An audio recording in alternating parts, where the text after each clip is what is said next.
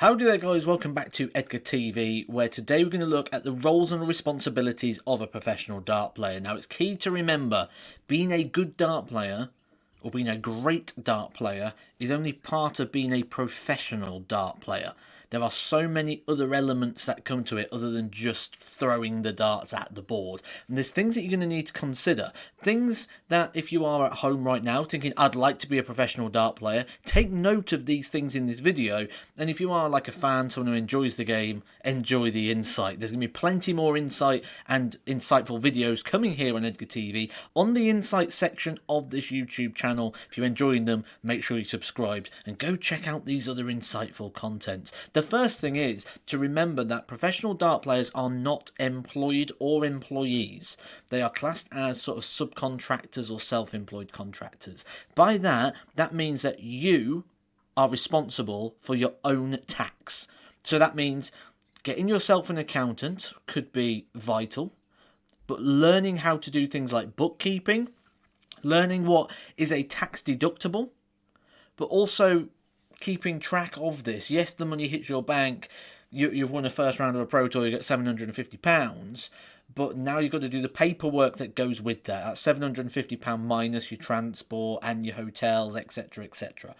Then, with what's left, you need to declare that income as self-employed income. Now, it will be different for different countries as such, but it is vital that you are aware of the laws and the legalities in your country and understand the sort of ingoings, outgoings of that. Very, very key. There has been a couple of cases in the past where players have been caught out with this, and some have even faced jail sentences before. So it is vital that you understand. Now, when you first get your PDC tour card, you will go to a PDPA induction ceremony, and in that you'll be met up with the PDPA's approved accountant, who will give you the opportunity to come on board with them and will also like sort of talk you through the process. There are people there to help with that, but it is vital to remember it's your responsibility. Even if you've got a full-time job, if you've got a PAYE job that you're doing as well, this is still declarable income from the second you win that first Pro Tour match. Well, actually, from the second you win your tour card, you need to declare self-employed status, sole trader, as a professional dart player. Key number one. Now, because of that Professional Dart Player Association and the tour card and everything that sort of comes with that, you are now no longer able to have standard car insurance. Now, the reason for that is you'll be classed as a professional sportsman by HMRC and by the tour card that you now currently have. Now, because of that, you can no longer just go on a Meerkat site, for example, and get yourself a car insurance. It needs to be specific to the professional dart player, or if you do, you need to also declare that with your holder, because the chances are they're going to rocket that premium up. Now, the reason for that is because we'll be expected to do more mileage, and it's not just for social, domestic and pleasure, is it called? It's actually now you're travelling to a workplace, you're going to be spending more time on the road, so car insurance, something really key to consider, because if you get yourself in a bit of a bang and then they go, oh, what's your job? And you go, oh, I'm a professional dart player. They go, ah, ha, ha, ha. You've only got the standard insurance. You are no longer covered, my friend. So make sure if you do go down this road, you get yourself covered with proper car insurance. The next thing to do, to remember, key again, anti-doping policies. Now, if you go to the doctors and they prescribe you with something, it is key to remember to declare that prescription, because drug testing happens all the time in darts. And what they tend to do in darts is they tend to go, we've got 16 boards on the go, the drug testers are in today, they'll go, I want the next loser on board 2. And you don't know what they're going to pick. And then they'll go, I want the next loser on board 4, the next loser on board 6. From that point, you'll be handed a chaperone, who will be with you for up to 8 hours. What you need to do is you need to wee to a certain strength in order for them to test that. And so if you've just had like a few drinks of water beforehand and your wee's a bit weak, can't be tested, they'll follow you around, or you'll be held for up to 8 hours.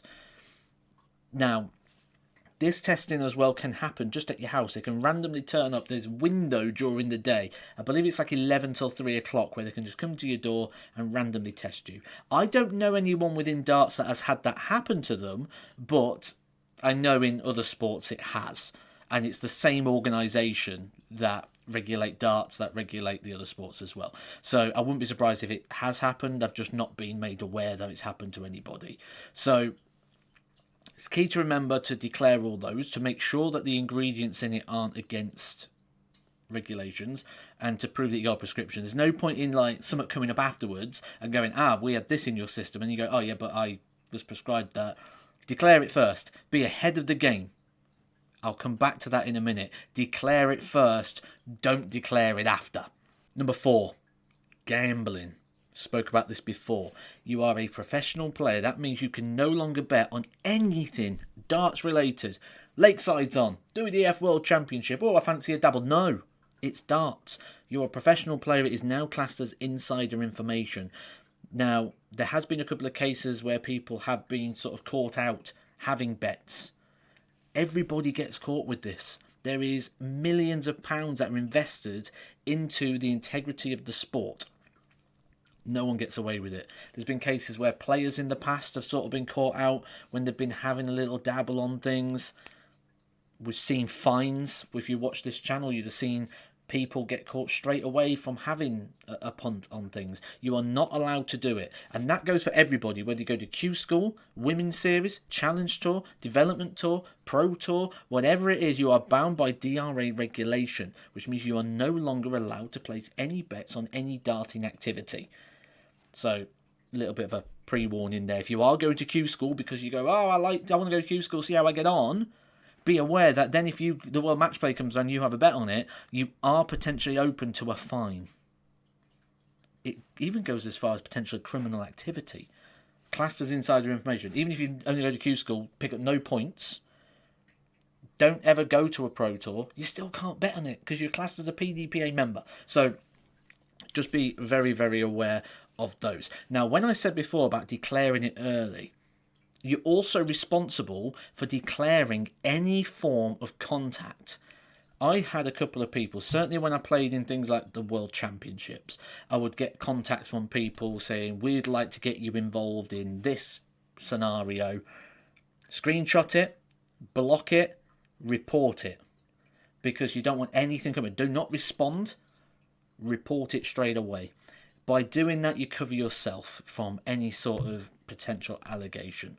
So always be ahead of the game. Always report first. Declare those medicals. Declare any inappropriate contacts. Send them directly to the PDPA. Send them direct to the DRA. Leave it in their hands. They're the experts. They're the professionals. You're the player. You do what your responsibility is and leave the people in those roles to complete what those roles are. Final one, media commitments. Be aware that you are contractually obliged to fulfill media commitments. Now, that means contractually they own your image rights as such. And as which of that, when they approach the broadcasters, they say that the players are available for interviews or different bits at different times. Now, let's say you go to the World Championships. It's advised to get there as early as possible because it is the biggest media-related activity going. You need to be available for up to 90 minutes, I believe it is, before your match. After that time you cannot be disturbed by rules. That's your time. Anything before then, they could say, right, Matt, RTL want to have a chat with you. Matt, this channel want to have a chat with you. And you go off and you do your interviews and your media commitments.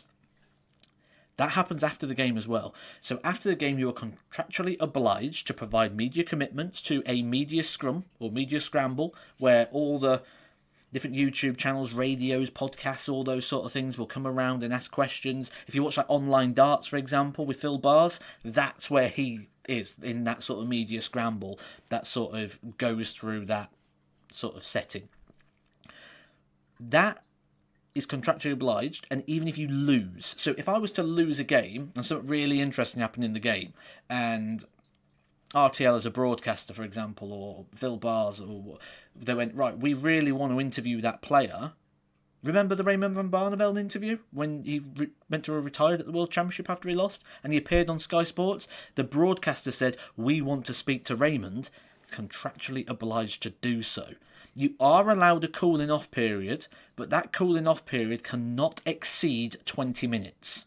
So just be aware, if you do get to one of these stages, you may be disturbed. So you need to allow that you've got more time to practice and prepare to get yourself where you need to be, because media is a big part of this game now, and you are contractually obliged to make sure that you are available for that. That is 5 things that you need to consider. There are loads more that you need to consider if you're going to be a professional dart player, where you've got roles and responsibilities. But these are the 5 that I thought might be the most interesting for you. If you have liked this, make sure you pop down and hit a thumbs up just underneath here, and I'll catch you soon for some more insightful videos right here on Edgar TV that you're now going to go subscribe for.